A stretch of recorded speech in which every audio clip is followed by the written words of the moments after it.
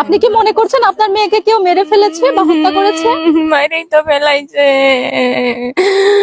মাইরি ফেলাইছে, ফাঁসি দিছে, পেন দিয়ে ন্যাংটা করে ফেলাইছে, মুখ পুরা দিছে, মুখও পুরাই দিছে?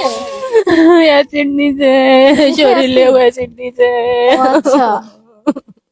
দর্শক, পৈশাচিকতার নির্মমতা কতটা বেশি হলে মুখমণ্ডল থেকে শুরু করে ইন্টারনাল যে অঙ্গগুলো আছে তার মধ্যে অ্যাসিডের মতো দাহ্য পদার্থ দিতে পারে, ভাবতে পারছেন?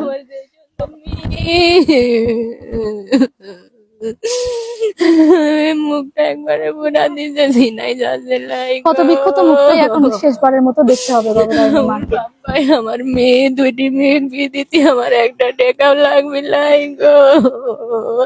আমি হুজুর লাইনে পড়াচ্ছি। আপনার স্বামী কোথায় থাকে? মালয়েশিয়ায় থাকে। উনি কি শুনছে বিষয়টা? আরে, কিভাবে ধৈর্য নিবে বলেন তো?